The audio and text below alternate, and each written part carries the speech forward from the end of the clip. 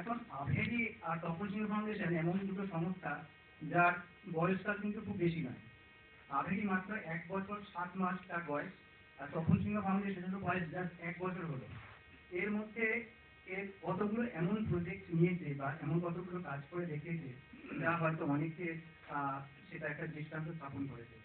প্রথমে আমি আভেরির তরফ থেকে কয়েকটা প্রজেক্টের কথা আপনাদের বলতে চাই, এবং আমরা কিছু একটা ছোট্ট ফিল্ম শো আছে যেটাতে আমরা দুটো প্রজেক্ট আমরা দেখাবো। একটা হচ্ছে ওই রিমা সাহা, সে একজন বেঙ্গল অ্যাথলিট, খুব গরিব তারা, এবং সে বেঙ্গলের চ্যাম্পিয়ন ছিল, সে হাঁটা ওয়াকিংয়ে, কিন্তু তার দারিদ্র্যের জন্য সে পরে সেই খেলা ছেড়ে দিয়েছিল।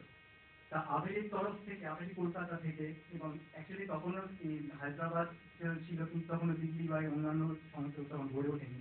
পরে আমরা আস্তে আস্তে সেগুলো বেড়েছে, সেই সীমাবদ্ধতা বেড়েছে। আমরা যেটা করেছিলাম যে ওই রিমা সাহা বলে মেয়েটিকে আমরা সাহায্য করেছিলাম এইভাবে যে শুধু আর্থিক সাহায্য নয়, কিভাবে তার স্পোর্টস মেডিসিনে যেটা দরকার, এবং অ্যাকচুয়ালি যেহেতু তারা দরিদ্র একটা পরিবারের মধ্যে রয়েছে, সুতরাং তার খাওয়া দাওয়ার বন্দোবস্ত করা, তার পরিবারের একটা আর্থিক সাহায্য কীভাবে করা যায়, সেই সমস্ত সবকিছু নিয়ে আমরা একটা চেষ্টা করেছিলাম যে কীভাবে তাকে আবার ট্র্যাকে ফিরিয়ে আনা যায়। এবং সেটা আনন্দের কথা যে জানুয়ারিতে যে একটা ডিস্ট্রিক্ট মিট হয়েছে, তাতে সে আবার ফার্স্ট হয়েছে। এবং আমরা আশা করছি এই বছরের মধ্যে হয়তো আমরা প্রজেক্টে প্রবেশ করতে পারবো, এবং সম্ভবত সে একটা নতুন একটা জায়গায় যেতে পারবে। আরেকটা যেটা দেখবেন আপনারা, রীনা মণ্ডল বলে একজন, সেটা আপনার আনন্দবাজারের 28শে মে একটা 28শে মে 2008 28শে মে 2008 একটা রিপোর্টিং বেরিয়েছিল যে তাকে একটা অত্যাচারিত অবস্থায় রাস্তায় পড়েছিল। তাকে কিছু লোকজন তারা নিয়ে গিয়ে একটা নীলরতন সরকার হাসপাতালে তাকে রাখা হয়েছে। আমরা তাকে সেখান থেকে তাকে রেস্কিউ করে নিয়ে যা মেডিকেল ফেসিলিটি যা যা লাগে ইত্যাদি সে সমস্ত কিছু দিয়েছিলেন, এবং সে এখন তার হেপাটাইটিস বিও হয়েছিল। এবং আমরা প্রথম দিকে তার আর্থিক তার শারীরিক চিকিৎসার জন্য যাওয়ার সমস্ত সেগুলো আমরা একটা কর্পোরেট সংস্থা রয়েছে যেটা দুটোর ক্ষেত্রে আমাদের হেল্প করেছে, বেঙ্গল শ্রীরাম বলে, তারা সেই হেল্প করে আমাদের সেটা করা সম্ভব হয়েছিল। এবং তারা আমরা অন্যান্য যে কলকাতা পুলিশ বলুন, কারণ আমরা জানতে পেরেছিলাম, এবং সেই ব্যাপারটা ছিল যে রীনা মণ্ডল নিজে বলতে পারছিল না যে সে কোথা থেকে এসছে, কি করেছে, তার এমন একটা ট্রমার মধ্যে ছিল যে সে বলতে পারছিল যে সে কোথা থেকে এসছে, যার জন্য আমাদের যোগাযোগ করতে হয়েছিল। আমরা বুঝতে পারছি সে তার হিন্দি জানে, সে হয়তো বাংলার লোক নয়, সে অন্য একটা বিহার থেকে এসছে। আমি বিহার পুলিশের সাথে যোগাযোগ করে এভাবে একটা অনেক বড় একটা চেঞ্জ করা হয়েছিল, কিন্তু সাধারণত যেটা দরিদ্র পরিবার থেকে এসে তাকে ফিরিয়ে নেওয়া সম্ভব না কখনো। সেক্ষেত্রে আমরা অন্য একটি সংস্থা, মানে ন্যাশনাল একটা ভালো একটা এনজিও রয়েছে সংলাপ, তাদের সাথে আমরা যৌথ থেকে কাজ করি, এবং তারা পরে তাকে ব্যবহার করে। এবং এখন রীনা মণ্ডল সুস্থ আছে। আগে তার যে অবস্থা ছিল সেটা আপনারা ফিল্মের মধ্যে দেখতেও পাবেন, সেটা আমরা ডিটেলস একটু ওখানে দেখবো। এছাড়াও আপনারা জানেন এখানে হায়দ্রাবাদেই হয়েছিল এমপি ফাউন্ডেশনের উদ্যোগে আলু ক্যাম্পের একটা অনুষ্ঠান। আর একটা কলকাতাতে হয়েছিল, একজন পথ শিশুদের শিক্ষক আছেন কল্যাণব্রত দাস বলে, তিনি প্রায় 40 বছর ধরে ওই ইস্টার্ন মেট্রোপলিটন বাইপাস দোকানে পথ শিশুদের পড়ান।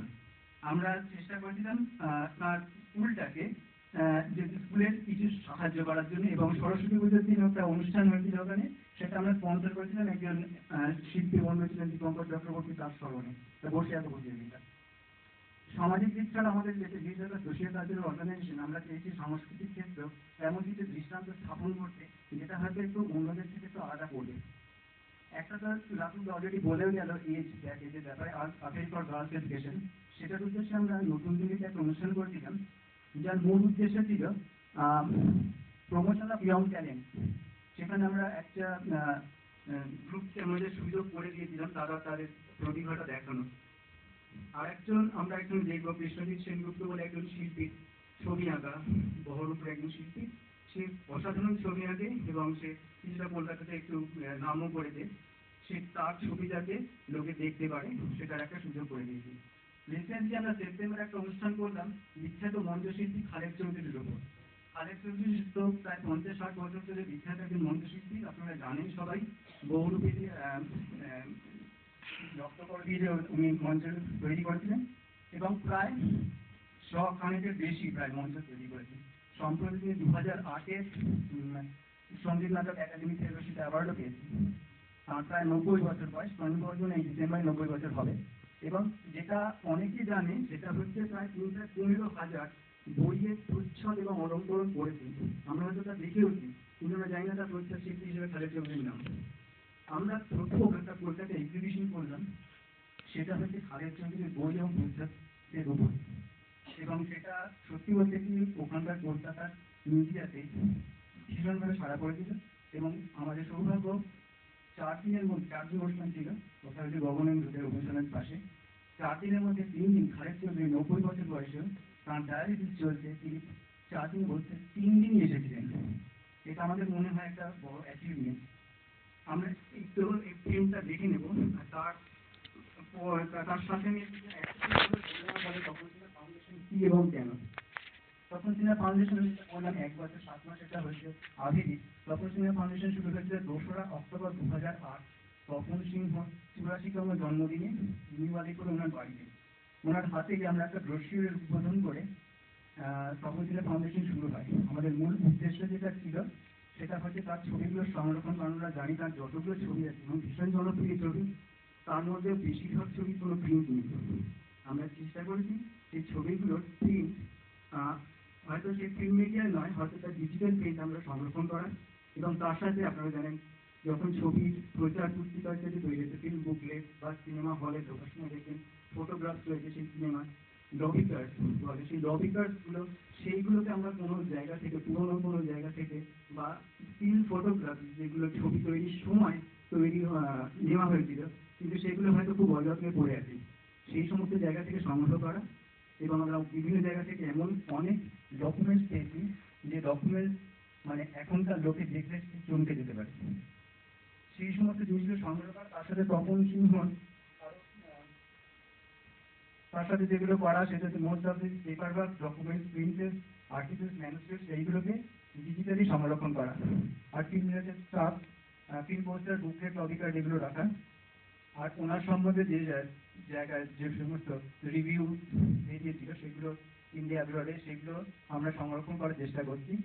আর তপন সিংহের উপর যার ইনফরমেশন থাকলে, কারণ আপনারা জানেন অলরেডি উনি বোম্বেতেও কাজ করেছেন, সাবিনা বা অন্যান্য হিন্দি ছবিও করেছেন, সেগুলোকে জন্য বিভিন্ন জায়গায় রয়েছে, সেগুলোকে সংরক্ষণ করা। আর তার সাথে promote film awareness to general people.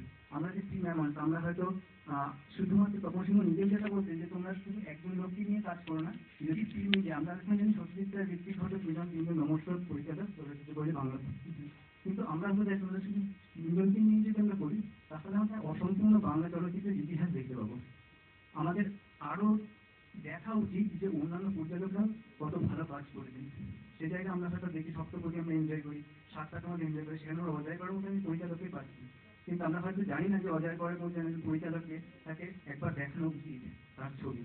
বা আমরা সম্প্রতি এটা করলাম উত্তম কুমারও ফেস্টিভ্যাল, আমাদের তো 24শে জুলাই উত্তম কুমারের মৃত্যুদিনের সবাই একটু একটা হামলে করি যে হ্যাঁ বা 3রা সেপ্টেম্বর জন্মদিন, তাদের ছবিগুলো সংরক্ষণ হয়নি, সেটা হয়তো আমরা অনেকেই জানি না।